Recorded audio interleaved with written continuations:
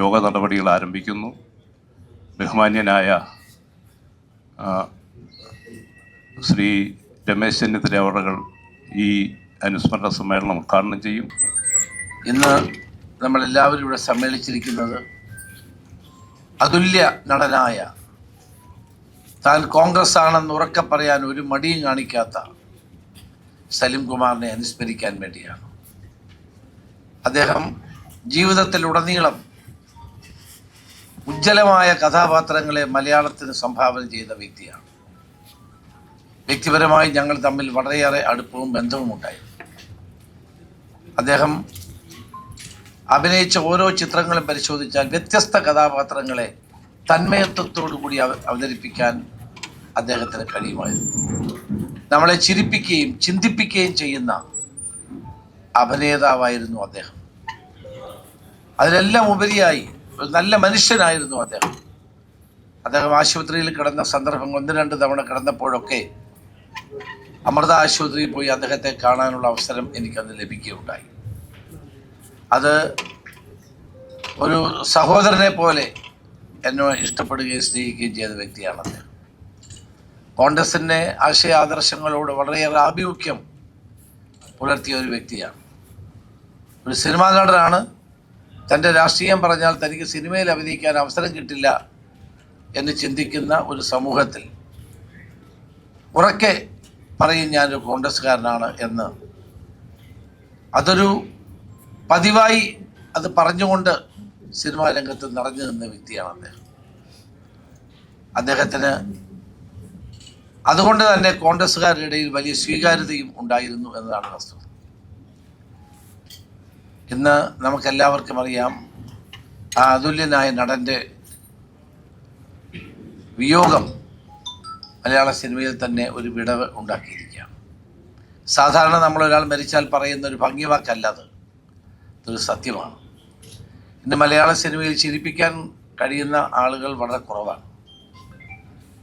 അതുകൊണ്ട് തന്നെ ആ അതുല്യനായ നടൻ്റെ ഓരോ ഭാവങ്ങളും ഓരോ കഥാപാത്രങ്ങളും ഇപ്പോഴും നമ്മുടെ എല്ലാം മനസ്സിൽ തങ്ങി നിൽക്കുന്ന ഒന്നാണ്.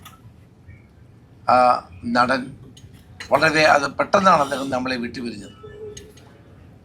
അസുഖമായിരിക്കുന്ന സന്ദർഭത്തിൽ ഞാൻ വിളിച്ചിട്ടുണ്ട്, കാര്യങ്ങൾ ചോദിച്ചിട്ടുണ്ട്.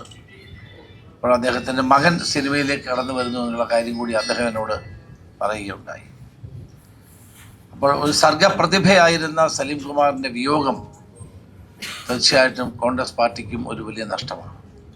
തെരഞ്ഞെടുപ്പ് വേദികളിൽ വിളിക്കുന്ന എല്ലാ സ്ഥലങ്ങളിലും പോയി കോൺഗ്രസിന് വേണ്ടി പ്രവർത്തിക്കുന്ന അപൂർവമായ നടന്മാരും നടിമാരുമാണ് ഉള്ളത്. പ്രിയങ്ക അത്തരത്തിലൊരു നടിയാണ്. കഴിഞ്ഞ തെരഞ്ഞെടുപ്പിൽ 8-9 സ്ഥലങ്ങളിൽ പ്രിയങ്ക പങ്കെടുക്കുകയുണ്ടായി. അതുപോലെ സലീം കുമാറും അസുഖമായിട്ടും പല സ്ഥലങ്ങളിലും പോയി പാർട്ടിക്ക് വേണ്ടി പ്രവർത്തിക്കുകയും പ്രസംഗിക്കുകയും UDFൻ്റെ തിരിച്ചുവരവ് അനിവാര്യമാണ് എന്നുള്ള ആവശ്യം കേരള സമൂഹത്തിന് മുന്നിൽ വെക്കുകയും ഒക്കെ ചെയ്ത ഒരു നടനാണ് ശ്രീ സലീം കുമാർ. അദ്ദേഹത്തിൻ്റെ ഓർമ്മകൾ നമുക്കെല്ലാവർക്കും കരുത്ത് പകരും. മലയാള സിനിമയ്ക്ക് ഒരിക്കലും മറക്കാൻ കഴിയാത്ത സംഭാവനകൾ നൽകി ദേശീയ അവാർഡ് എത്രയോ വാരിക്കൂട്ടിയിട്ടുള്ളതാണ്. ആദാമിൻ്റെ മകൻ എന്ന സിനിമ, അത് നമുക്കൊരിക്കലും മറക്കാൻ കഴിയാത്ത ഒരു സിനിമയാണ്. അപ്പം അതുപോലെ ഒത്തിരി കഥാപാത്രങ്ങൾ, വളരെ നിസ്സാരമായി തോന്നുന്ന റോളുകളിൽ പോലും തീവ്രമായ അഭിനയ പാടവം കാഴ്ചവെക്കാൻ കഴിഞ്ഞ വ്യക്തിയാണ് അദ്ദേഹം. തീർച്ചയായിട്ടും പ്രിയപ്പെട്ട സഹോദരൻ സലീം കുമാറിൻ്റെ ഓർമ്മകൾക്ക് മുമ്പിൽ ഞാൻ ആദരാഞ്ജലി അർപ്പിക്കുന്നു. അദ്ദേഹം ആത്മാവിന് നിത്യശാന്തി ഉണ്ടാകട്ടെ എന്ന് പ്രാർത്ഥിക്കുന്നു. ശ്രീ സലീം കുമാറുമായി ഒരുമിച്ച് യാത്ര ചെയ്യാൻ ഭാഗ്യമുണ്ടായ ഒരാളാണ്. തിരുവനന്തപുരം മുതൽ ഡൽഹി വരെ യാത്ര ചെയ്യാൻ ഒരിക്കൽ ഒരവസരമുണ്ടായ ഒരാളാണ് ഞാൻ. മലയാള സിനിമയിൽ ആരെയും ഇമിറ്റേറ്റ് ചെയ്യാത്ത ഒരു അത്ഭുത കലാകാരനാണ് ശ്രീ സലീം കുമാർ. സ്വാഭാവികമായി നമ്മൾ ഈ സ്വാതന്ത്ര്യമെന്നും ഫ്രീഡമെന്നൊക്കെ നമ്മൾ കിട്ടുന്ന വേദികളിലെല്ലാം സംസാരിക്കും. പക്ഷെ ഇത്രയും തൻ്റെ വരുതിക്കനുസരിച്ച് ഒരു ഭാഷയെയും ഈ സ്വാതന്ത്ര്യത്തെയും ഉപയോഗിച്ചിട്ടുള്ള ഒരു കലാകാരൻ നമുക്ക് കേരളത്തിൽ കണ്ടെത്താൻ കഴിയില്ല. പറയേണ്ട കാര്യങ്ങൾ പറയേണ്ട സമയത്ത് പറയേണ്ടതുപോലെ മുഖത്ത് നോക്കി പറയാൻ കഴിയുന്ന ഒരു കലാകാരൻ. ഇവിടെ ബഹുമാനനായ ആഭ്യന്തര വകുപ്പ് മന്ത്രി ചൂണ്ടിക്കാണിച്ചതുപോലെ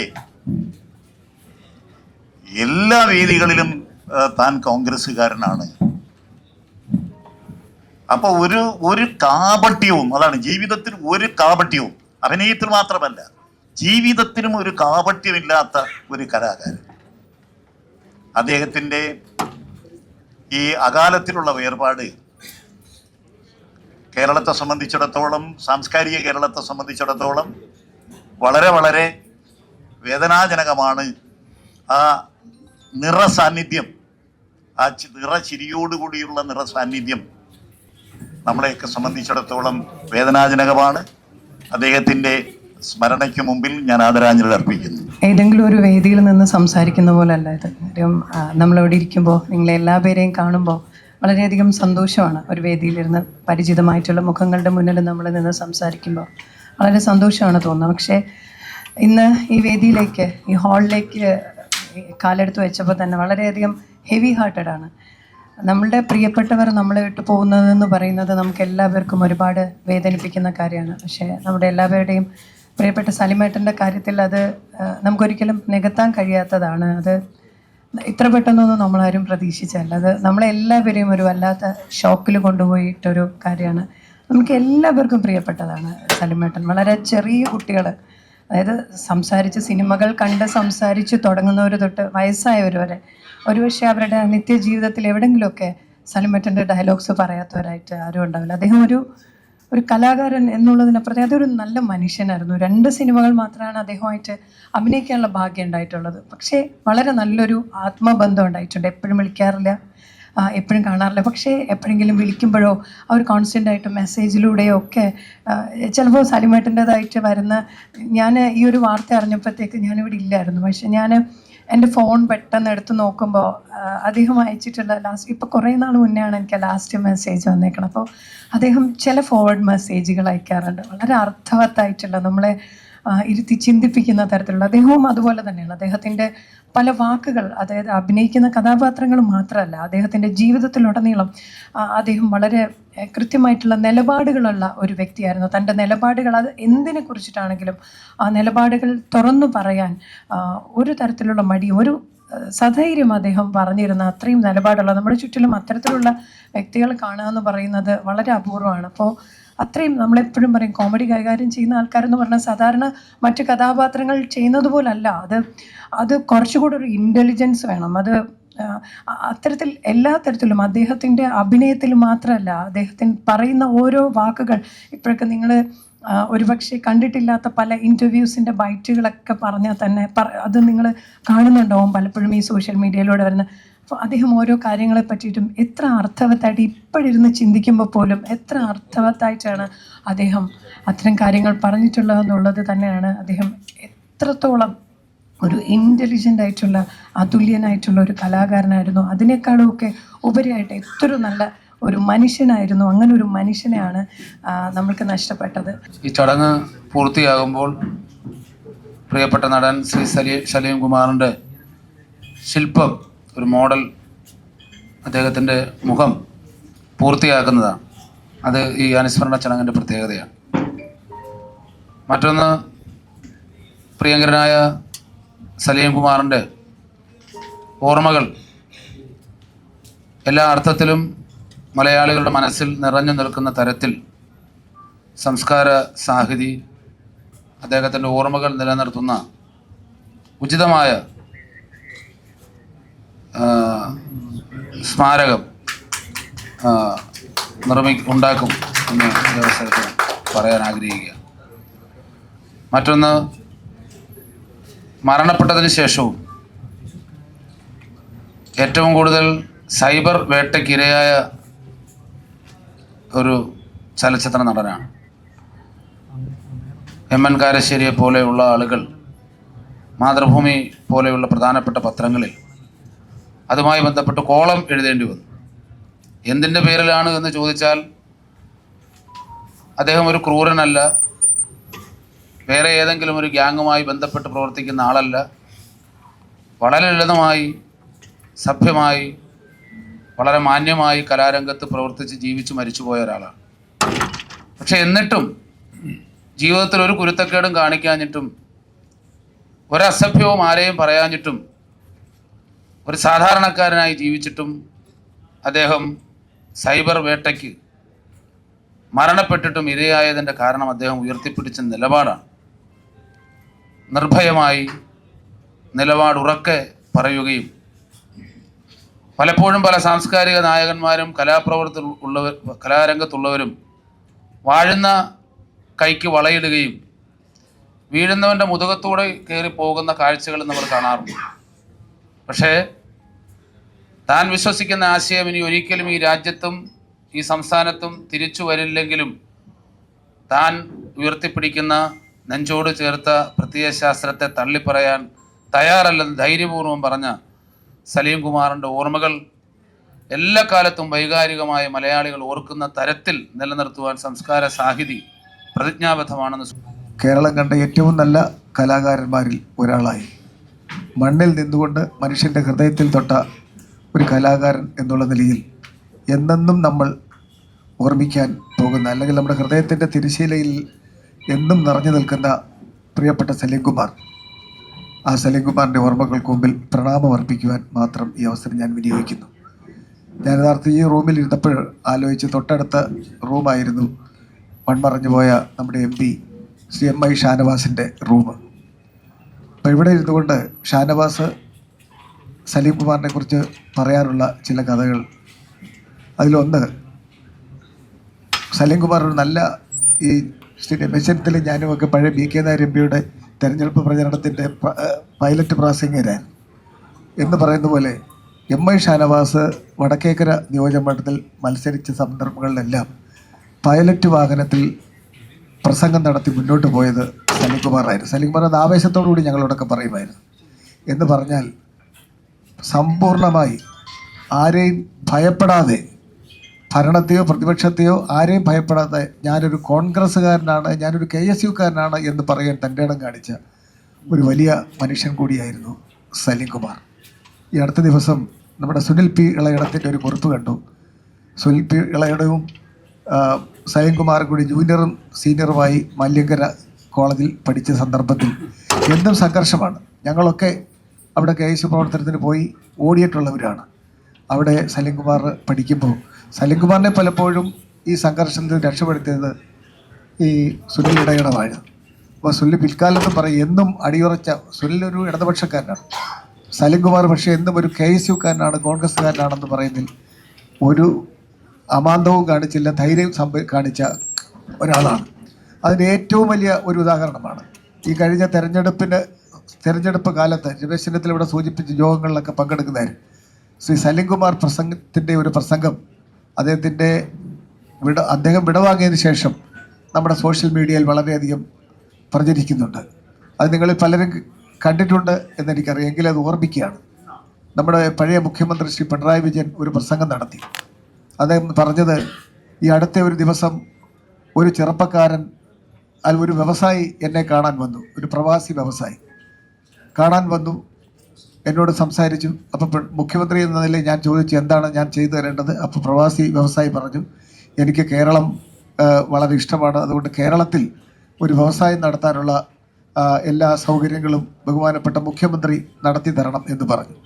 അപ്പോൾ അന്നത്തെ മുഖ്യമന്ത്രി വളരെ അത്ഭുതത്തോടുകൂടി ചോദിച്ചു, അതിനെന്താ തിരക്കേട്, താൻ എന്തുകൊണ്ടാണ് ഇവിടെ തിരഞ്ഞെടുത്തത്? അപ്പോൾ ഇന്ത്യയിൽ ഏറ്റവും സമാധാനമുള്ള ഒരു പ്രദേശം കേരളമാണ്, അതുകൊണ്ടാണെന്ന് പറഞ്ഞു. ശരി, എന്താണ് നിങ്ങളുടെ ആ പ്രോജക്റ്റിൻ്റെ ഒരു ക്യാപിറ്റൽ ഇൻവെസ്റ്റ്മെൻറ്റ്? അപ്പോൾ ഈ വ്യവസായി പിണറായിയോട്, അന്നത്തെ മുഖ്യമന്ത്രിയോട് പറഞ്ഞു, 3 ലക്ഷം കോടി രൂപ. അങ്ങനെയാണല്ലേ, 3 ലക്ഷം കോടി രൂപ. അപ്പോൾ അദ്ദേഹം പറഞ്ഞു, ഞാൻ ഇരിക്കുന്ന കസേരയിൽ നിന്ന് മലന്നു പോയെന്ന് പറഞ്ഞു. അത്രയും തുക മുടക്കി കേരളത്തിൽ വ്യവസായം നടത്താൻ വന്ന ഒരാൾ ആരാടാ എന്നുള്ള ചിന്ത. ഇത് സലീം കുമാറിൻ്റെ ഭാഷയിൽ പറഞ്ഞാൽ, സലീം കുമാർ ഈ പ്രസംഗം കേട്ടതിന് ശേഷം സലീം കുമാർ ഇതാരാണ് ഇങ്ങനെ പറഞ്ഞ പ്രവാസി വ്യവസായി എന്ന് അന്വേഷിച്ച് അദ്ദേഹം ഒരു യാത്ര നടത്തി. അങ്ങനെ ആ യാത്ര എത്തിയത് നമ്മുടെ തൊട്ടടുത്തുള്ള, ഇവിടുന്ന് ഒരു 1.5 കിലോമീറ്റർ അകലെയുള്ള പേരൂർക്കടയിലെ ഊളംപാറ മാനസിക ആശുപത്രിയിലായിരുന്നു. ഇത് അല്ല, നിങ്ങൾ ആലോചിച്ച് നോക്കി, എത്ര ശക്തമായ വിമർശനവും പ്രസംഗവുമാണ്. അത് വളരെ വളരെ സൗമ്യമായ ഭാഷയിൽ സലീം കുമാർ പ്രസംഗിച്ചത് നിങ്ങൾ മനസ്സിലാക്കണം. അപ്പോൾ അതുകൊണ്ട് അതൊക്കെ ഉള്ളിൽ തട്ടിയ ഒരു കോൺഗ്രസ്സുകാരനായതുകൊണ്ട് മാത്രമാണ് അങ്ങനെ പറഞ്ഞത്. வாழ்ந்தவர் கோடி மறைந்தவர் கோടി മക്കളിൽ മനതിൽ നിൽപ്പവർ യാർ. മക്കളെന്ന് തമിഴ് പറഞ്ഞ ജനങ്ങളുടെ ഇവിടെ കോടിക്കണക്കിന് ആളുകൾ വന്ന് ജീവിച്ചിട്ടുണ്ട്. കോടിക്കണക്കിന് പേര് നമ്മളെ വിട്ടുപോയിട്ടുമുണ്ട്. പക്ഷെ ജനങ്ങളുടെ മനസ്സിൽ നിൽക്കുന്നത് ആരാണ് എന്നുള്ളതാണ് ചോദ്യം. ജയന്റെയും കലാഭവൻ മണിയുടെയും മരണശേഷം ഇത്രയധികം ജനങ്ങൾ കൂടിയതും ജനങ്ങൾ വിഷമിച്ചതുമായ ഒരു സാഹചര്യം മലയാള സിനിമയിൽ ഉണ്ടായിട്ടില്ല. ജയൻ 41 വയസ്സിലും കലാഭവൻ മണി 45 വയസ്സിലും സലീം കുമാർ 55 വയസ്സിലും അകാലത്തിൽ തന്നെയാണ് പൊലിഞ്ഞുപോയത്. അതെല്ലാം വ്യത്യസ്തമായി ജനങ്ങളുടെ മനസ്സിൽ പതിഞ്ഞവരായിരുന്നു ഇവരൊക്കെ. നമുക്കൊരിക്കലും മറക്കാൻ പറ്റാത്ത ഈ 3 പേരും. ഇവിടെ അതിൽ നിന്നൊക്കെ വ്യത്യസ്തരായി നമുക്ക് കോൺഗ്രസ്സുകാർക്ക് പ്രത്യേകിച്ച് ആഹ്ലാദം പകരുന്നത് അദ്ദേഹം ജനിച്ചപ്പോൾ തൊട്ട് അവസാന നിമിഷം പുതപ്പിച്ച് ത്രിവർണ്ണ പതാകയിൽ പുതപ്പിച്ചു കൊണ്ടുപോകുന്നത് വരെ അദ്ദേഹം ഒരു പച്ച കോൺഗ്രസ്സുകാരൻ മാത്രമായിരുന്നു. യേശുദാസിൻ്റെ പാട്ട് കേൾക്കാതെ മലയാളിയുടെ ഒരു ദിവസം കടന്നു പോകുന്നില്ല എന്ന് പറയുന്നത് പോലെ ട്രോളുകളില്ലാതെ മലയാളിയുടെ ഒരു ദിവസം കടന്നു പോകുന്നില്ല. ഇപ്പോൾ കാണുന്ന എല്ലാ ട്രോളുകളുടെയും ഗോഡ് ഫാദർ ആയിരുന്നു ശ്രീ സലീം കുമാർ. മലയാളിക്ക് എന്തിനോടെങ്കിലും വിയോജിക്കണമെങ്കിൽ, രാഷ്ട്രീയമായി പ്രതികരിക്കണമെങ്കിൽ എല്ലാത്തിനും സലീം കുമാറിൻ്റെ പഴയകാല മാനറിസങ്ങളും ഡയലോഗുകളും ആവശ്യമായി വന്നിരിക്കുന്ന വിധത്തിൽ നമ്മുടെ സാധാരണ ജീവിതത്തെ സ്വാധീനിക്കുകയും സാധാരണക്കാരൻ്റെ വികാര പ്രകടനത്തിൻ്റെ മുദ്രയായി മാറുകയും ചെയ്ത നടനാണ് അദ്ദേഹം. മലയാളത്തിൽ ഇത്രയേറെ സ്വാധീനിച്ച, ശരീരഭാഷ തന്നെ അഭിനയത്തിൻ്റെ ഭാഷയാക്കി മാറ്റിയ മറ്റൊരു നടനില്ല. ചില നക്ഷത്രങ്ങൾ ആകാശത്തിൽ പ്രകാശിക്കുകയും അസ്തമിക്കുകയും ചെയ്യും. പക്ഷേ സലീം കുമാർ എന്ന നക്ഷത്രം നമ്മുടെ മനസ്സിൽ എന്നെന്നും നിലനിൽക്കും. 30 വർഷത്തെ ബന്ധം സലീം കുമാറിൻ്റെ 7 സിനിമയിൽ അഭിനയിച്ചു. അദ്ദേഹത്തിൻ്റെ 3ാമത്തെ സിനിമ എൻ്റെ സിനിമയായിരുന്നു മാട്ടുപ്പെട്ടി വെച്ച്. ഞാൻ അന്ന് മുതൽ ഒരാത്മബന്ധം സൂക്ഷിക്കുന്നൊരു കാര്യമുണ്ട്. അദ്ദേഹം അഭിനയിക്കാൻ വന്നു, പുതിയ ആളല്ലേ, ടെലിവിഷനിലൊക്കെ ചില പ്രോഗ്രാം അവതരിപ്പിച്ചിട്ടുണ്ട്. ഇദ്ദേഹം വന്നു, ഞാനൊരു ക്ലൈമാക്സ് ഷൂട്ട് ചെയ്യുന്ന സമയത്ത് ഇദ്ദേഹത്തെ കാണുന്നില്ല. അപ്പോൾ എല്ലാ ആർട്ടിസ്റ്റുകളും ഉണ്ട്. ഇദ്ദേഹം ഒരു 2 മണിയായപ്പോഴാണ് ഷൂട്ട് തുടങ്ങുന്നത്. രാവിലെ മുതൽ എടുക്കുന്നു ഇദ്ദേഹത്തിൻ്റെ. അപ്പോൾ ഇദ്ദേഹത്തെ കാണുന്നില്ല. ഒരു അരമണിക്കൂർ അന്വേഷിച്ച് കഴിഞ്ഞപ്പോൾ ഷൂട്ട് ചെയ്യുന്ന വീടിൻ്റെ ടെറസിൻ്റെ മുകളിൽ കിടന്ന് ഉറങ്ങുകയാണ്. പ്രൊഡക്ഷൻ പോയി എന്ന് വിളിച്ചുകൊണ്ട് വന്നപ്പോൾ സ്വാഭാവികമായും ഞാൻ ദേഷ്യപ്പെട്ടു. ഞാൻ ഭയങ്കരമായിട്ട് ചൂടായി. എനിക്ക് ആരോടെങ്കിലും പറഞ്ഞിട്ട് പോയി കൂടെ. അപ്പോൾ ശരിക്കും അദ്ദേഹം കുറ്റക്കാരനായിരുന്നില്ല. കാറ്റ് കൊള്ളാൻ വേണ്ടി പോയി അവിടെ ഇരുന്ന് ഉറങ്ങിപ്പോയതാണ്. അദ്ദേഹം അതല്ല പറഞ്ഞത്. നിങ്ങൾ എപ്പോഴാണ് ഷൂട്ട് ചെയ്യും എന്ന് എനിക്കറിയാൻ ഞാൻ ജോലിസിനൊന്നും അല്ലല്ലോ എന്നാണ്. ഞാൻ മറുപടി ഒന്നും പറയില്ല. മുകേഷ് അത് കഴിഞ്ഞ് ഒരുപാട് ദേഷ്യപ്പെട്ടു അയാളോട്. അയാൾ പറഞ്ഞു എനിക്ക് അങ്ങനെയാണ് പറയാൻ തോന്നിയത്. അപ്പം ഞാൻ പിന്നീട് അദ്ദേഹത്തോട് പറഞ്ഞു, നിങ്ങളെ ഞാൻ ഇഷ്ടപ്പെട്ടതും ആത്മാർത്ഥമായി സ്നേഹിച്ചു, അതുകൊണ്ടാണ്. നാളെ നഷ്ടപ്പെട്ടു പോയേക്കാവുന്ന ഒരു ചാൻസ് പ്രതീക്ഷിച്ച് ഒന്നും മിണ്ടാതെ തലകുനിച്ച് നിൽക്കുന്നതിനേക്കാൾ മറുപടി പറഞ്ഞത് അതൊരു നിലപാടുള്ള ആൾക്ക് മാത്രം പറ്റുന്ന കാര്യമാണ്. പിന്നീട് ഒരു ലൊക്കേഷൻ ഞാൻ ചോദിച്ചു, നിങ്ങൾ എങ്ങനെയാണ് കോൺഗ്രസ്സുകാരനായത്? അപ്പോൾ അദ്ദേഹം പറഞ്ഞു, എൻ്റെ അച്ഛൻ വഞ്ചിയിൽ കയറ് കൊണ്ടുപോയി എറണാകുളം മാർക്കറ്റിൽ കൊടുക്കുന്ന ആളായി. എന്നെ കഷ്ടപ്പെട്ടാണ് പഠിപ്പിച്ചത്. എന്നെ പഠിപ്പിച്ചതിനൊരു കാര്യം, എനിക്ക് സംസ്കാരം ഉണ്ടാവണം. അപ്പം ഞാൻ നോക്കിയപ്പോൾ രാഷ്ട്രീയം, സംസ്കാരമുള്ളൊരു രാഷ്ട്രീയം കോൺഗ്രസ്സാണ്. അതാണ് എൻ്റെ അസ്ഥിക്ക് പിടിച്ചതെന്ന് അദ്ദേഹം. ഞാനും കോൺഗ്രസ്സുകാരനാണ് എന്ന് പറഞ്ഞു വന്നപ്പോഴാണ് ആ സംസാരം ഉണ്ടായത്. അങ്ങനെ എന്തുകൊണ്ടും നിലപാടുകൾ ഉണ്ടായിരുന്ന ഒരു മനുഷ്യൻ.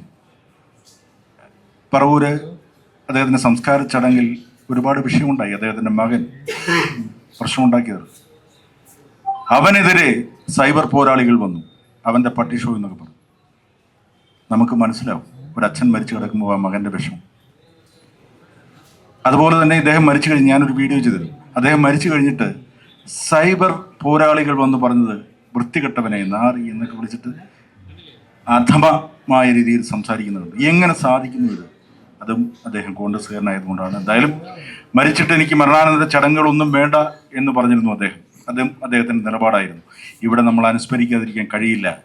ഒരു കലാകാരൻ എന്നതിലുപരി, നിലപാടുള്ള ഒരു മനുഷ്യൻ എന്നതിലുപരി തികഞ്ഞ കോൺഗ്രസ്സുകാരൻ, ജന്മം കൊണ്ട് തന്നെ കോൺഗ്രസ്സുകാരനായ മനുഷ്യനെ ഞാൻ ഹൃദയപൂർവ്വം വീണ്ടും സ്മരിക്കുന്നു. പ്രിയപ്പെട്ട സലിംകുമാർ, വളരെ ചുരുങ്ങിയ സമയം കൊണ്ട് ആണ് ഇത്തരത്തിലൊരു അനുസ്മരണ സമ്മേളനം നടത്താൻ സംസ്ഥാന കമ്മിറ്റി തീരുമാനിച്ചത്. അത് നമ്മളെ സംബന്ധിച്ചിടത്തോളം സംസ്കാര സാഹിതിയുടെ അംഗമാണ് ശ്രീ സലിംകുമാർ. നമ്മളത് പറയുന്നത് സംസ്കാര സാഹിതിയുടെ മെമ്പർഷിപ്പ് ക്യാമ്പയിൻ നടക്കുമ്പോൾ തിരുവനന്തപുരത്തും കേരളത്തിലുള്ള വളരെ പ്രഗത്ഭരായ പലരോടും സംസ്കാര സാഹിതിയുടെ മെമ്പർഷിപ്പ് എടുക്കുമോ എന്ന് ചോദിച്ചപ്പോൾ പരസ്യമായി ഒന്ന് മെമ്പർഷിപ്പ് എടുക്കാല്ല, പരിപാടിയിലൊക്കെ വിളിച്ചാൽ വരാമെന്ന് പറയുന്നിടത്ത് സംസ്കാര സാഹിതിയുടെ മെമ്പർഷിപ്പ് ഇങ്ങോട്ട് ചോദിച്ച് ചെയർമാൻ്റെ കയ്യിൽ നിന്ന് ഏറ്റുവാങ്ങിയ ആളാണ് സലിംകുമാർ. അതുകൊണ്ട് തന്നെ അദ്ദേഹത്തോട് എല്ലാ കാലവും സംസ്കാര സാഹിതി കടപ്പെട്ടിരിക്കും. വളരെ ചുരുങ്ങിയ സമയം കൊണ്ട് അദ്ദേഹത്തിൻ്റെ ഒരു അനുസ്മരണം നടത്തി ഇവിടെ പങ്കെടുക്കാൻ എത്തിച്ചേർന്ന എല്ലാവരെയും ഒറ്റവാക്കിൽ നന്ദി രേഖപ്പെടുത്തുന്നു.